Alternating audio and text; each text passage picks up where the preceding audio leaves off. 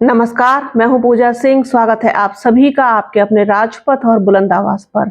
दोस्तों, आज बात करने जा रही हूं पश्चिमी उत्तर प्रदेश की सबसे हॉट सीट कही जाने वाली सीट कैराना के बारे में। कैराना वो जगह है जहां की पॉलिटिक्स अपने आप में एक खास जगह रखती है, उसका अपना एक महत्व है और वहां पर किस तरीके के क्या समीकरण हैं वो सब कुछ आपके साथ अभी शेयर करूंगी। लेकिन सबसे दिलचस्प बात ये हुई है कि भारतीय जनता पार्टी और सपा गठबंधन के साथ साथ बसपा ने भी अपना बड़ा ही दिलचस्प प्रत्याशी वहां से उतार दिया है। उन्होंने जिनको वहां से उतारा है मैदान में, वो मतलब समझ लीजिए कि एक कह सकते हैं कैराना को जिसने और ज्यादा चर्चा का विषय बना दिया है, कैराना सीट को और ज्यादा हॉट सीट बना दिया है। जिस तरीके से आपको पता है कि वहां पर भारतीय जनता पार्टी का कब्जा है इस वक्त कैराना लोकसभा सीट पर। प्रदीप कुमार चौधरी वहां से सिटिंग एमपी हैं और बीजेपी ने इस बार भी उन्हीं पर भरोसा जताते हुए उनको दोबारा से टिकट दिया है। साथ ही साथ सपा गठबंधन जो है कांग्रेस के साथ, उसकी जो प्रत्याशी हैं वो इकरा हसन है। इकरा हसन एक जाना पहचाना नाम है। इकरा हसन उस परिवार से ताल्लुक रखती हैं जिसका राजनीति से बहुत पुराना नाता रहा है और हसन परिवार वहां पर किसी भी परिचय का मोहताज नहीं है। तो कैराना सीट अपने आप में बहुत वीआईपी सीट मानी जाती है। बहुत दिलचस्प, बहुत रोचक फाइट हो गई है क्योंकि बसपा हाईकमान ने कैराना लोकसभा सीट पर ठाकुर दलित समीकरण का दांव खेलते हुए नानौता ब्लॉक के श्रीपाल राणा को प्रत्याशी घोषित कर दिया है। जी हां, श्रीपाल राणा होंगे बीएसपी के प्रत्याशी, ठाकुर बिरादरी से आते हैं। कैराना लोकसभा सीट पर भाजपा ने सांसद प्रदीप चौधरी को दूसरी बार टिकट देकर चुनाव के मैदान में उतारा है। सपा गठबंधन से हसन परिवार की इकरा हसन को प्रत्याशी बनाया गया है। भाजपा और सपा की प्रत्याशी घोषित होने के बाद बसपा पर सभी दलों की नजरें लगी हुई थी।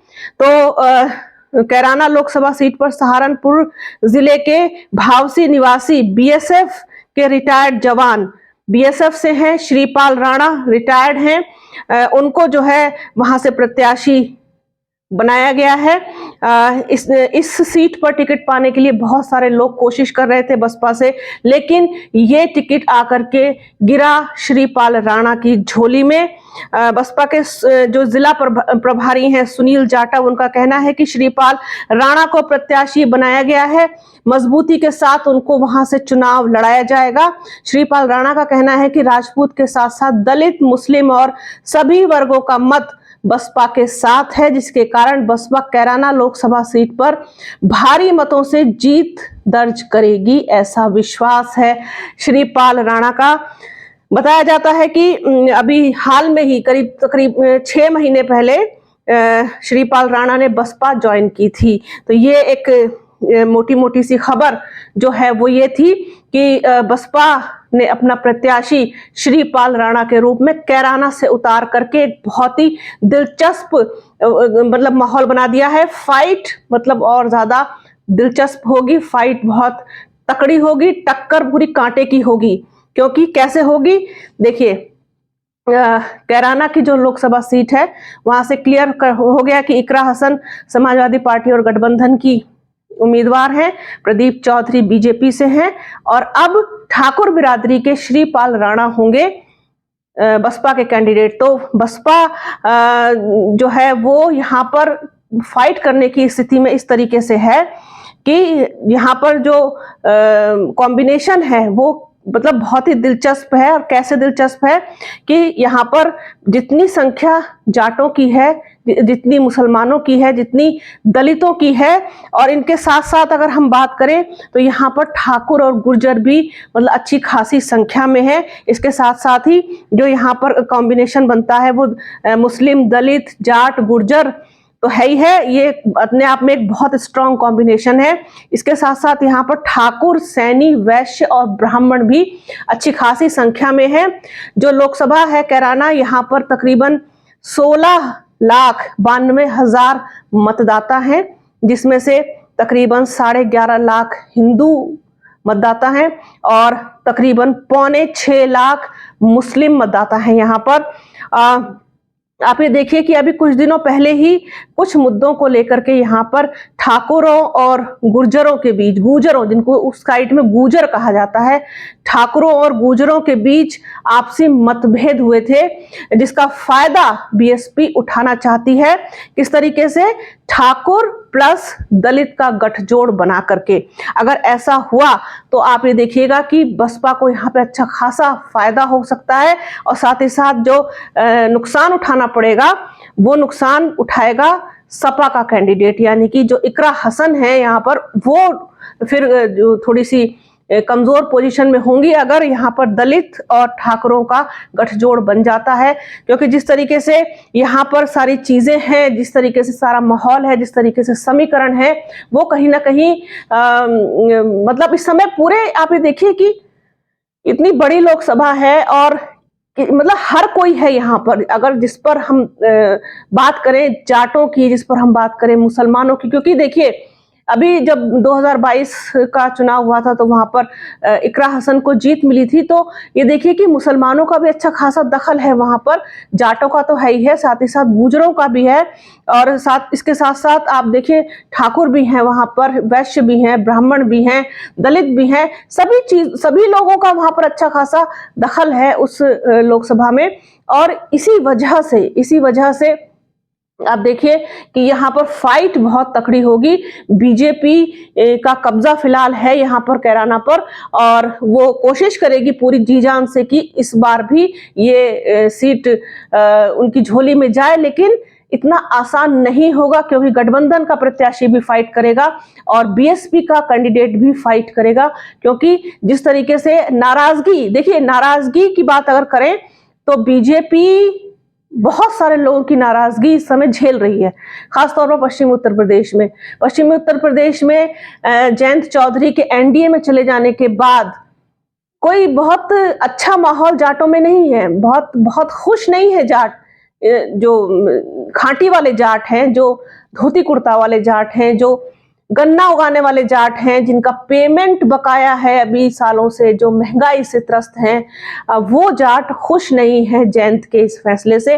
तो नाराजगी तो उनको वहां पर भी उठानी पड़ेगी जाटों की। इसके अलावा ठाकुर वो नाराज हैं, इसके अलावा आप ये देखिए त्यागी बिरादरी भी अच्छी खासी नाराज है बीजेपी से। अगर ऐसा नहीं होता तो आप ये देखिए कि आपको इस बार आपने महसूस किया होगा इस चीज को कि बीजेपी मतलब उतना खुल करके अभी तक तो सामने नहीं आई जितनी आक्रामक वो हमेशा से रही है। हो सकता है कि आगे चल के वो अपनी शैली में बदलाव करें, क्योंकि उनके अंदर बदलाव होते हुए देर नहीं लगती है, लेकिन अभी वो मुझे पता नहीं क्यों ऐसा लगता है कि जैसे 2-4 कदम पीछे की तरफ हट रही है। अब रोज नई चीजें हो रही हैं, रोज नए पत्ते खुल रहे हैं, रोज चीजें सामने आ रही हैं, रोज चीजें क्लियर हो रही हैं। तो उसी में ये चीज है कि बीएसपी ने अपना यहाँ से ठाकुर दांव चल दिया है कैराना से। जो गुर्जरों की और ठाकुरों की जो आपस की एक मनमुटाव है, जो मतभेद है, उनको देखते हुए तभी मैंने आपसे कहा, हर वीडियो में कह रही हूँ कि सारी चीजों को बारीकी से देख करके किस सीट पर किस तरीके से फायदा हो सकता है बीएसपी को, उस तरीके से टिकट दिए जा रहे हैं। अभी देखिए इस पर कितनी स्टडी की गई होगी कि ये जो उनकी आंतरिक कलह है उस पर अगर हम ठाकुर कैंडिडेट को उतार दें तो इसका फायदा सीधा बीएसपी को हो सकता है। तो ये सारी चीजें देखने के बाद ही कैंडिडेट का चुनाव किया गया है, कैंडिडेट को उतारा गया है। अब यूं ही हवा में तो कोई कुछ भी कह ले चाहे और कितना भी मजाक उड़ा ले, वही मीडिया है जो कल तक चर्चा नहीं कर रही थी आज चर्चा कर रही है, कल तक 0 सीट दिखा रही थी आज 2 सीट दिखा रही है। क्यों दिखा रही है?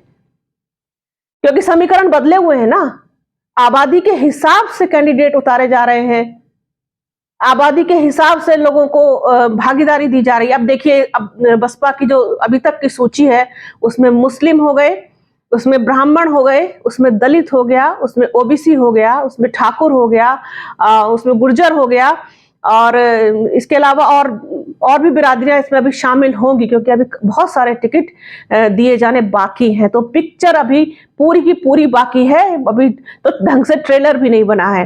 अगर हम कहें तो ये कहना बहुत जल्दबाजी होगी कि कौन किससे कमजोर है या कोई कहीं फाइट में है नहीं या बीएसपी कमजोर है, ये सब कहना बहुत जल्दबाजी होगी, अभी वो समय नहीं आया है। तो कैराना की जो फाइट है वो डेफिनेटली बहुत इंटरेस्टिंग होने जा रही है।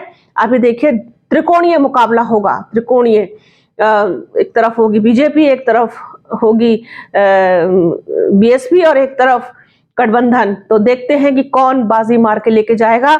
और यहाँ पर पहले चरण में ही चुनाव है, 19 अप्रैल को वोट पड़ेंगे, नतीजा 4 जून को आएगा।